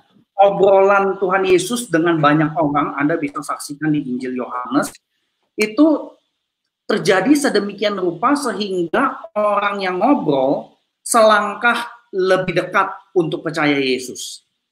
Jadi Tuhan Yesus pakai pertanyaan yang menggali, bahkan mungkin kita perlu kasih disclaimer, jangan-jangan kita bisa salah tanya, motivasi kita bukan mempertanyakan, tetapi untuk mengerti pertanyaan yang diajukan oleh pihak lain. Jadi saya kira kita perlu belajar untuk berkomunikasi, ya, bertanya, klarifikasi, repetisi apa yang kita ngerti dari percakapan, dan tentu kemudian berempati. Jadi saya kira ini satu hal yang patut jadi praktek yang kita lakukan. Simpelnya gini, jadilah orang Kristen yang enak dijadiin teman ngobrol. Jadilah orang-orang gereja yang enak untuk dijadiin teman tukar pikiran. Ya. Nah, sebagai yang terakhir, satu contoh. Dan yang menarik, contoh ini juga terjadi di penjara, saudari. Jadi saya kira penjara itu sebuah krisis, tetapi di tengah krisis, somehow dengan misterius, Tuhan hadir dengan luar biasa, dan kehadirannya itu terefleksikan. Ya. Seorang yang kita kenal, Andrew Chan, dia adalah salah satu dari Bali Nine. Bali Nine ini adalah drug dealer yang ketangkep di Bali, tanggal 17 April 2005, 9 orang warga negara Australia dimasukin penjara kerobokan di Bali, dan Andrew Chan itu dihukum mati 29 April 2015. Nah, di dalam periode 2005 sampai 2015 tentu ada 2 kali kalau nggak salah mereka mencoba untuk appeal, ya, minta pengampunan dari Republik Indonesia. Nah, tetapi nggak dapat sehingga akhirnya dihukum mati. Nah, di dalam penjara, Andrew Chan ini ketemu Tuhan. Dia percaya Tuhan Yesus dan kemudian dia bertobat, dan di dalam proses pertobatan dan kehidupan perubahannya itu, akhirnya malah dia ditahbiskan menjadi pendeta muda oleh 5 pendeta dari Australia yang datang ke Indonesia mentahbiskan dia. Nah, apa yang dilakukan Andrew Chan kemudian, ya dia layani orang-orang, ya, napi. Salah satunya ada seorang bernama Arif Mirjaja. Jadi Arif Mirjaja ini sangat istilahnya tuh tajam sekali mengkritik kekristenan, ya. Tetapi si Andrew ini tidak gampang tersinggung ketika kepercayaannya dikritik, dan kemudian si Arif Mirjaja ini ngejek lah kekristenan, ngapain percaya Kristus, orang dia disalib aja dia nggak bisa nolongin diri sendiri, dan sebagainya. Tipe-tipe ejekan seperti itu yang kita bisa baca di Injil juga. Tapi intinya Andrew Chan tidak tersinggung dan tetap membuka dirinya untuk samperin dia. Pada saat si Arif Mirjaja bergumul luar biasa untuk mengalahkan ketergantungannya terhadap obat, Andrew Chan ada di sampingnya, ya. Dan ini luar biasa sekali sampai pada akhirnya Arif Mirjaja percaya Kristus, minta dibaptis. Jadi saudara yang terkasih, saya kira ini satu hal yang luar biasa, kehadiran kita gereja di tengah-tengah kondisi seperti sekarang sangat-sangat kritikal sekali memang, tapi kritikalnya itu tuh perlu kita wujudkan secara realistik di dalam konteks percakapan-percakapan sehari-hari kita dengan tetangga, dengan keluarga yang belum percaya Tuhan dan sebagainya. Saya kira itu semoga bisa memberikan tambahan sedikit dari apa yang kita sudah dengar dari Pak Yuzo dan Pak Yohanes. Terima kasih. Baik, terima kasih Pak Budianto untuk penjelasannya bagaimana kehadiran Kristus melalui gerejanya di masa seperti ini, ya, di masa-masa pandemi, yang sedang kita alami ini. Nah, mungkin kita mulai masuk ke beberapa pertanyaan yang sudah ada ya. Dan mungkin beberapa pertanyaan yang ditanyakan ini akan sedikit bersinggungan dengan penjelasan-penjelasan dari Bapak-Bapak. Tapi mungkin kiranya bisa makin lebih lagi mendapatkan penjelasan teman-teman yang akan bertanya ini dan juga kita semua yang sedang mengikutinya ya. Nah, mungkin yang pertama dari Niko Limanto ya. Niko Limanto ini bertanya, nampaknya ada 2 pertanyaan ya. Yang pertama itu Niko Limanto menanyakan, tapi bukankah dengan pandemi ini banyak orang mulai menanyakan kehadiran Tuhan, maksudnya mungkin ya, kehadiran Tuhan, dan juga mempertanyakan relasinya sendiri dengan Tuhan. Jadi mungkin selama ini dipikir semuanya baik, relasinya dengan Tuhan baik, tapi tiba-tiba krisis ini membuat dia mulai bertanya-tanya relasinya dengan Tuhan ini seperti apa, lagi apa, bagaimana, kok begini, dan Tuhan itu di mana, dan bagaimana dia tuh hadir enggak. Nah, itu mungkin yang pertanyaan pertama ya. Krisis ini membuat banyak orang mulai menanyakan itu di dalam kehidupan iman mereka. Nah, pertanyaan yang kedua itu bagaimana Injil kemudian diberitakan di dalam masa-masa yang sulit seperti ini. Nah, mungkin untuk 2 pertanyaan ini mohon Pak Yuso bisa mencoba menjawabnya ya. Baik, terima kasih. Ini pertanyaan yang baik sekali dari Pak atau Saudara Niko Limanto. Saya pikir kita harus peka juga melihat bahwa tiap orang itu bisa memaknai kehadiran Allah atau kehadiran Kristus itu dengan cara yang berbeda-beda. Maksudnya begini, kalau ada orang-orang tertentu yang mengidentikan kehadiran Allah itu sama dengan kalau saya sembuh dari penyakit, saya dapat lotre, atau saya diloloskan dari kecelakaan, semua satu kampung terkena COVID, saya tidak. Nah, berarti saya mengalami kehadiran Kristus. Nah, padahal kan realitasnya tidak seperti itu. Kehadiran Kristus tidak sama dengan apa yang kita inginkan. Nah, ada orang-orang seperti itu. Nah, sehingga ketika orang-orang seperti ini ternyata terinfeksi ya dalam kondisi COVID ini, langsung dalam struktur pikirannya itu dia langsung mengatakan Kristus tidak hadir, Allah tidak ada. Kalaupun ada, Allah benci dengan saya. Nah, ini kita harus sadar sekali bahwa kadang-kadang kehadiran Kristus itu tidak direspons seperti yang Allah mau dia direspons. Tetapi kita sering memaksakan Allah hadir dengan cara yang kita sukai. Sehingga ketika yang kita suka itu tidak muncul, maka kita langsung muncul keraguan. Nah, ini keraguan sebenarnya bukan karena Allah tidak hadir, tetapi keraguan karena Allah tidak hadir seperti yang Dia kehendaki. Ini ada tipe orang tertentu. Nah, ada tipe orang lain lagi yang berpikir bahwa Allah itu kalau hadir itu harus selalu dalam bentuk mujizat. Ya, yang dimaksud dengan mujizat di sini tentu artinya sempit. Sesuatu yang supranatural gitu misalnya, ya kan? Nah, tetapi saudaraku, Allah justru 99% hadir dalam kondisi natural. Justru adanya hal yang natural, kalau kita mengerti dengan benar, saudaraku, segala sesuatu itu masih bisa berjalan dengan baik, ya, udara masih bisa kita hirup, tulang kita masih menjadi tulang dan berfungsi sebagai tulang, mata masih bisa melihat. Itu sebenarnya adalah wujud dari kehadiran Allah sebagai sang pencipta dan sang pemelihara. Nah, kita di kopi yang pertama, kita sudah membahas tentang hal ini, tentang providensia. Pendeta Yakub menjelaskan dengan sangat baik. Sudah bisa lihat rekaman kopi pertama, sudah kopi online pertama. Saya tidak akan mengulangi di sini.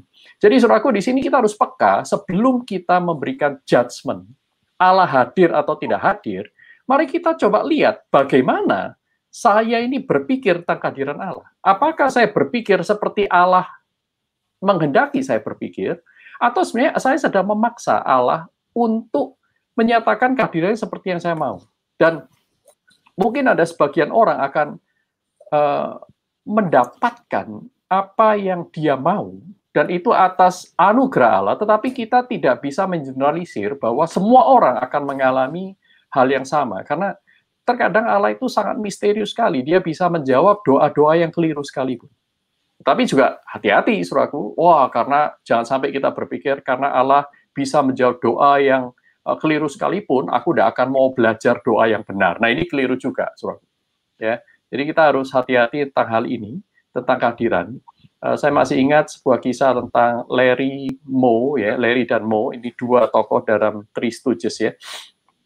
Tiba-tiba Larry berkata kepada Moe, I cannot see, my eyes cannot see, aku tidak bisa lihat. Kemudian Moe itu yang ada di sebelahnya, dia heran, loh kenapa? Why can't you see? Kenapa kamu nggak bisa lihat? Kemudian Larry ini tiba-tiba berkata, iya, karena aku tutup mataku, katanya. Because I close my eyes. Oh, si Mo ini jengkel sekali. Ya, kita tidak bisa melihat bukan berarti tidak ada hal yang ada di luar kita, tetapi karena kita tidak membuka mata kita. Saudara, bagi orang yang spiritual, segala sesuatu adalah spiritual. Tetapi bagi orang yang menolak Kristus, orang itu sulit sekali untuk menemukan kehadiran Kristus. Maka langkah pertama untuk mengalami kehadiran Kristus, pertama, akuilah Dia adalah Tuhan, saudara dan saya membutuhkan Dia. Akui dengan segala kerendahan hati bahwa selama ini kita tidak memperlakukan Dia sebagai Tuhan. Dengan hancur hati, karena Alkitab berkata, hati yang patah, jiwa yang remuk, Tuhan tidak pernah pandang hina. Justru Tuhan dekat dengan mereka. Dia akan memberikan dirinya untuk dia akan menyatakan dirinya lebih lagi kepada orang-orang seperti ini. Nah, saudaraku, jikalau Anda terdampak oleh pandemi ini, bisnis Anda, keluarga Anda, dan seterusnya, mulai dengan langkah pertama, mengakui bahwa Dia adalah Tuhan. Tuhan, ini aku. Dengan segala kelemahanku, aku mau datang kepadamu. Aku mau bertobat. Aku mau datang kepadamu, Tuhan. Hadirlah. Tuhan selalu hadir, saudaraku. Masalahnya, apakah kita mau tahu Dia hadir dengan cara seperti apa? Dan alamilah Dia, saudaraku.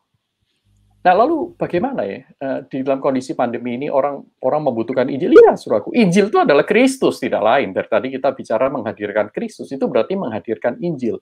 Bukan semata-mata menyampaikan rumusan doktrin. Bukan hanya proklamasi. Bukan, saudaraku. Menghadirkan Kristus yang berkata-kata, bekerja, bergerak, menyentuh, mengasihi. Itulah Injil yang sepenuhnya.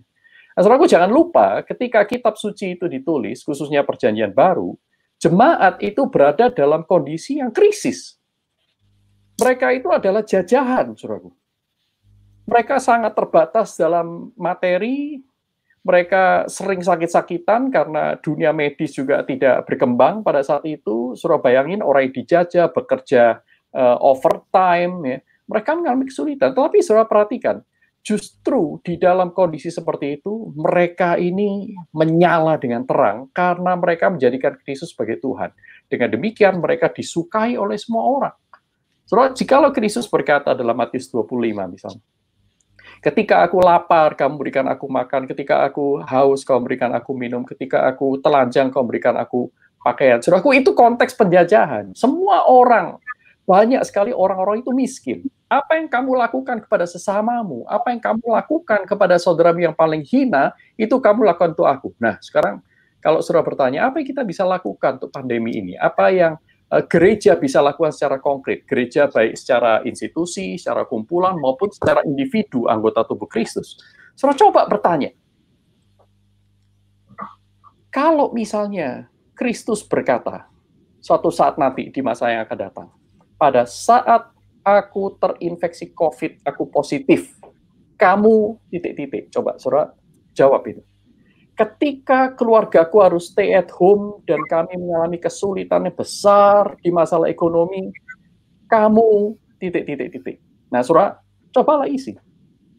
Dengan demikian, saudara menghadirkan Kristus. Dengan spirit mengasihi Allah, mengasihi sesama, seperti Kristus sudah mengasihi kita. Ingat, saudaraku, pandemi ini bukan hal yang maksudnya koinsidental, ya, dan bukan sesuatu yang terjadi semata wayang, tiba-tiba terjadi. Enggak, saudaraku, ada di dalam rencana Allah kekal yang misterius. Tuhan mengizinkan ini terjadi. Saudaraku, dalam kondisi seperti ini Tuhan ingin saudara dan saya menjalankan panggilan. Suatu saat nanti Tuhan akan cerita tentang kita hari ini, apa yang akan kita lakukan. Dan ingat, apa yang kita juga tidak lakukan bagi sesama yang membutuhkan, saudara dan saya juga tidak melakukannya untuk Tuhan. Dia bukan Tuhan kita. Nah, sekarang, apakah Dia Tuhan bagi Anda dan saya? Mungkin itu jawaban dari saya, Pak Alfred. Silakan. Mungkin yang lain bisa menambahkan. Makasih Pak Yusuf. Saya teringat apa yang Bapak katakan tuh di Matius 25 Pak ya. 35 sampai 40 ketika orang-orang itu bertanya bila mana kami memberi engkau makan, dan itu Tuhan berkata bahwa ketika kamu mengasihi orang-orang di sekitarmu yang kelaparan, mengunjungi orang yang di penjara, saya pikir itu sangat membantu dan sangat menolong kita untuk mengerti apa yang bisa kita lakukan kepada sesama, juga kita lakukan kepada Kristus. Terima kasih. Mengingatkan bagi para Conquerors yang lain yang juga ingin tanya, bisa juga bertanya melalui nomor hotline yang ada di layar, dan juga langsung di YouTube chat live kita. Jadi bisa langsung tanya di sana. Kami akan menyampaikannya kepada narasumber yang ada.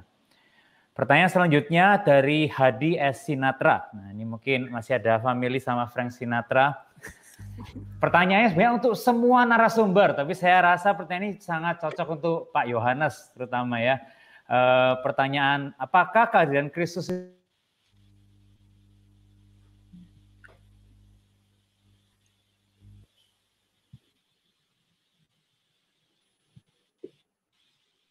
Kristus? Apakah kehadiran Kristus itu bisa hilang? Mengapa saya pikir ini cocok untuk Pak Yohanes tadi berbicara tentang union, tentang kesatuan. Apakah memang kesatuan ini antara Kristus dan umatnya atau manusia ini bisa terlepas atau terhilang? Mungkin boleh beri insight Pak Yohanes. Iya, jadi mungkin yang dimaksudkan di sini lebih ke apakah kehadiran Kristus itu bisa, maksudnya apakah keselamatan itu bisa hilang gitu ya. Saya masih kurang menangkap jelas arah pertanyaannya. Tetapi ketika berbicara tentang seperti realita-realita di mana seakan-akan orang Kristen itu kemudian kehilangan imannya mungkin ya. Apakah ketika seorang Kristen itu kehilangan imannya berarti dia sedang kehilangan kehadiran Kristus di dalam kehidupannya? Jawabannya adalah kita tidak bisa melihat iman seseorang itu hanya dari luar saja. Maksudnya itu begini, kalau kita melihat orang-orang yang datang ke gereja, mereka bawa Alkitab, mereka menyanyi, mereka memberikan persembahan, pada waktu diajak berdiri mereka berdiri, pada waktu disuruh duduk mereka duduk, pada waktu diminta buka mata, diajak untuk tutup mata mereka tutup mata, maka itu adalah orang-orang yang beriman begitu. Dan ketika orang-orang itu tidak lagi ke gereja, maka kita mengatakan bahwa orang itu sudah kehilangan imannya. Karena belum tentu yang kelihatan seperti itu beriman kepada Kristus. Dan belum tentu yang mengalami berbagai-bagai keterkiliran di dalam kehidupannya, bertanya-tanya tentang imannya, itu berarti kehilangan imannya. Apakah seperti misalnya Chuck Templeton itu kehilangan imannya? Belum tentu juga begitu, sekalipun dia sungguh-sungguh terkilir begitu. Tapi di akhir hidupnya itu kan sempat diwawancara ya, dan di dalam wawancaranya itu dia menangis ketika dia diajak berbicara tentang Kristus, dan dia berkata itu terlalu personal buat aku ya. Jadi kita tidak bisa melihat hanya dari luarnya saja. Intinya ketika kita itu memang adalah murid-murid Kristus yang sejati, kita adalah umat Kristus yang sejati, dan Kristus itu sudah hadir di dalam kehidupan kita, kita perlu menyadari bahwa iman itu bukan sepenuhnya itu bergantung kepada kita. Kita betul memberikan satu respon ketika kita beriman, kemudian kita itu menunjukkan begitu ya, menunjukkan bahwa kita itu memang memiliki respon-respon tertentu. Tetapi yang paling utama sesungguhnya adalah kehadiran anugerah Tuhan sendiri yang menopang dan memelihara hidup kita. Jadi kalau Kristus itu memegang kita, ya tidak ada yang bisa merebut kita dari Kristus. Kita bisa lihat di Injil Yohanes yang ke-10 itu ya. Di Injil Yohanes yang ke-10 itu Kan Kristus berkata bahwa dia itu menggenggam umat percaya, dan juga Bapa itu menggenggam umat percaya, dan tidak ada yang bisa merebut umat percaya itu dari tangan Yesus dan dari tangan Bapa. Jadi kalau Tuhan yang nggak mau ngelepasin, ya nggak bisa lepas gitu. Ya, sementara itu dulu. Nanti kalau bisa dilihat lebih jelas sebetulnya yang mau ditanyakan apa gitu ya. Pak, saya rasa cukup menjawab pertanyaan teman kita yang bertanya tadi. Kita masuk kembali ke pertanyaan selanjutnya yang masuk ke hotline WhatsApp, yaitu dari Bapak Sudono, tentang bagaimana gereja berperan nyata di masa pandemi dan orang lain boleh melihat kehadiran Kristus melalui gerejanya. Sebenarnya tadi mungkin sudah disinggung juga ya sama pembicara dan narasumber Conquerors kita malam hari ini. Tapi kalau saya boleh mengkonkretkan pertanyaan ini, kalau sebelum parah COVID itu mungkin gereja banyak yang keluar misalnya bagi sembako dan sebagainya, tetapi situasi semakin parah. Maksudnya bagaimana gereja secara komunal itu bergumul tentang apa yang bisa dilakukan bagi masyarakat ketika kondisinya udah statusnya udah hitam, dan untuk cari orang untuk mungkin bagi sembako lagi udah sulit gitu. Apakah mungkin ada insight yang mungkin Pak Budi nih boleh jawab pertanyaan ini? Apakah ada Pak Budi Antolim ada insight untuk bagaimana gereja bergumul, terutama ketika increasing begini keadaannya? Oke, terima kasih untuk pertanyaannya yang saya kira ini yang kemungkinan besar ditanyakan oleh banyak gereja, banyak komunitas Kristen di manapun ya. Saya kira salah satu bentuk konkret seperti yang tadi saya udah sampaikan itu adalah melakukan percakapan-percakapan secara online ya seperti ini, tetapi lebih personal. Katakan percakapan-percakapan yang dibuka bukan hanya untuk anggota gereja misalkan, tetapi misalkan membuka semacam hotline atau membuka kotak doa. Jadi siapapun yang lewat di depan gereja, di mana kalau dia merasakan dia butuh didoakan, itu ada cara, misalkan dia tulis sesuatu, dia centungin ke kotak tersebut. Itu cara-cara yang masyarakat akan saksikan bahwa oh iya, gereja tetap peduli meskipun kita semua mengalami kesulitan seperti itu. Jadi saya kira itu salah satu bentuk hotline ya, meskipun tentu perlu ada teman-teman kita yang bersedia melakukan pelayanan ini di rumahnya masing-masing. Jadi saya kira itu salah satu yang mungkin ya.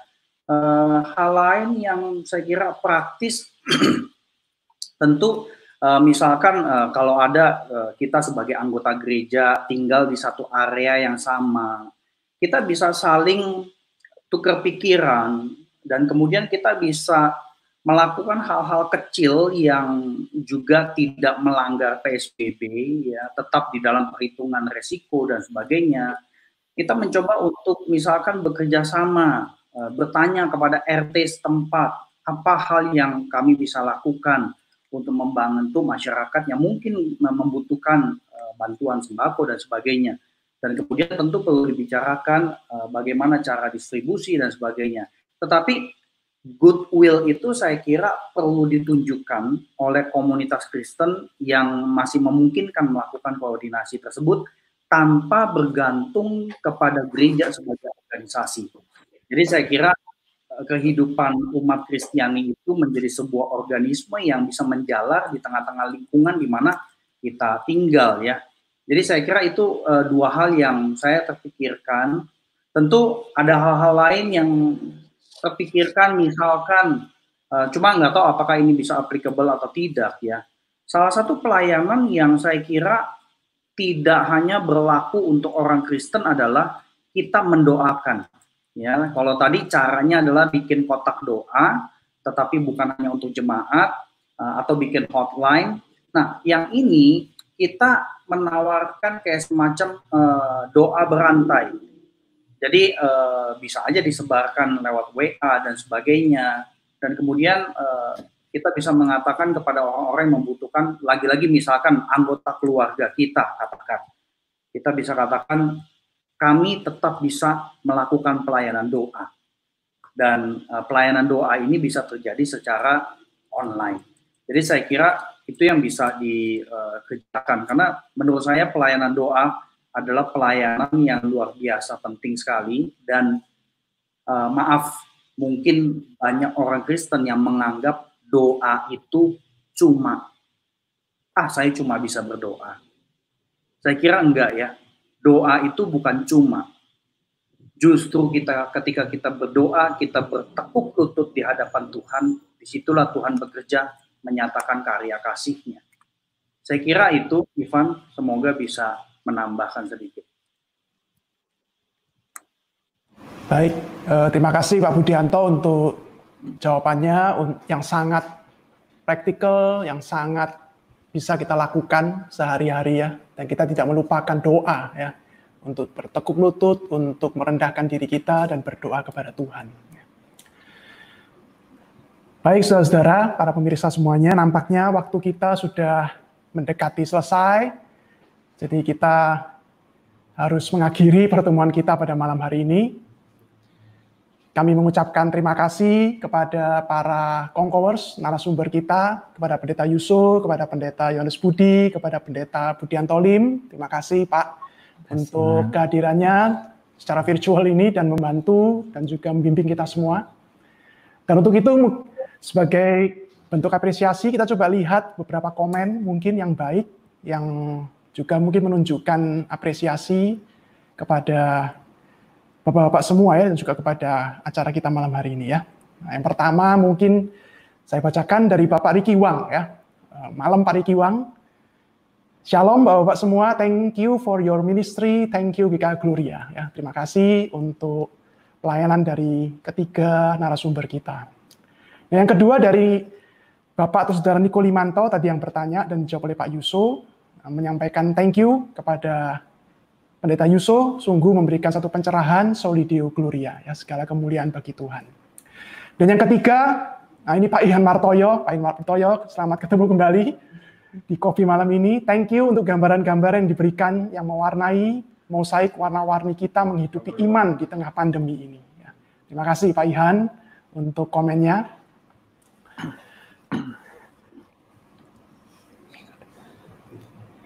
Kemudian, masih ada komen? Baik, dari GKA Gloria Pacar, ini masuk melalui ruang hotline kita ya.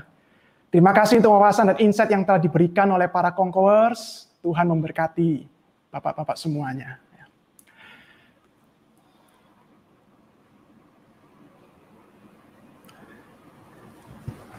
Demikian komen kita pada malam hari ini. Kami mengingatkan minggu depan kita akan kembali lagi dalam acara kopi yang gak kalah menariknya.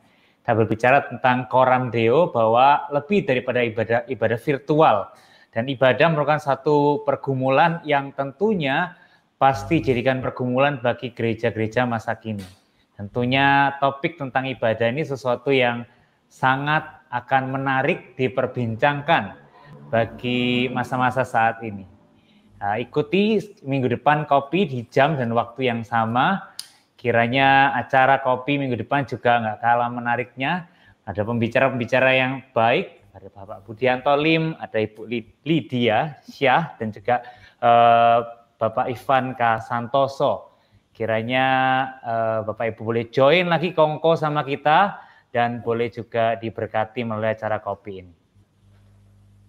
Kita akan menutup acara kopi malam ini dalam doa ya. Minta Bapak Yohanes boleh menutup kita di dalam doa. Yuk kita berdoa.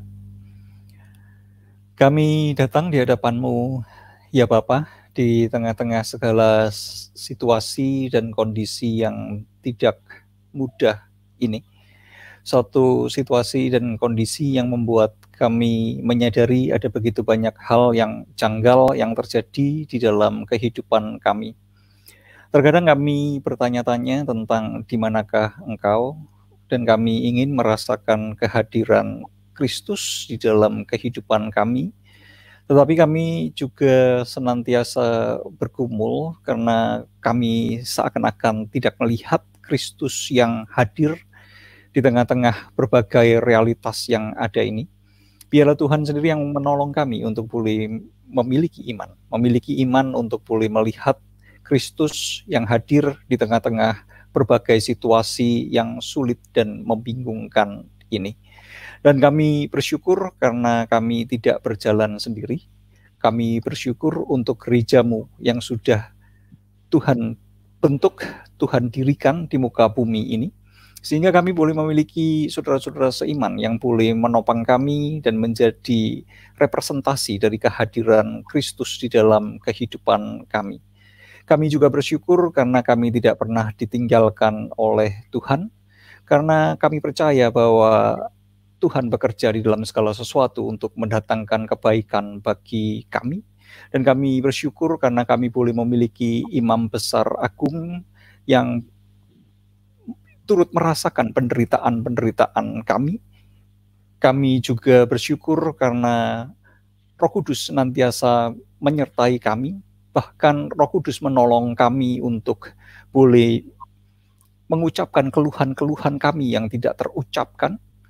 Dan kami bersyukur karena kami boleh memiliki komunitas umat percaya di mana kami boleh menikmati satu kebersamaan di dalam menjalani masa-masa yang sulit ini.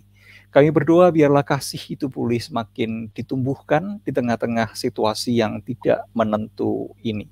Dan kami bersyukur karena Tuhan mengizinkan kami untuk bersama-sama itu menaikkan ratapan-ratapan kami, mencurahkan isi hati kami kepada Tuhan. Dan biarlah kami sebagai satu komunitas boleh bersama-sama menjalani dengan satu iman, harap, dan kasih. Biarlah Tuhan sendiri menyertai dan biarlah Tuhan sendiri memberkati umat-Nya. Di dalam nama Tuhan Yesus Kristus kami berdoa. Amin. Amin. Bikin acara kopi, Kongko Pendalaman Iman pada malam hari ini. Sampai jumpa minggu depan. Tuhan Yesus memberkati. Terima kasih Pak Yusuf, Pak Budi, Pak Yohanes, dan nemenin ngopi. Bless.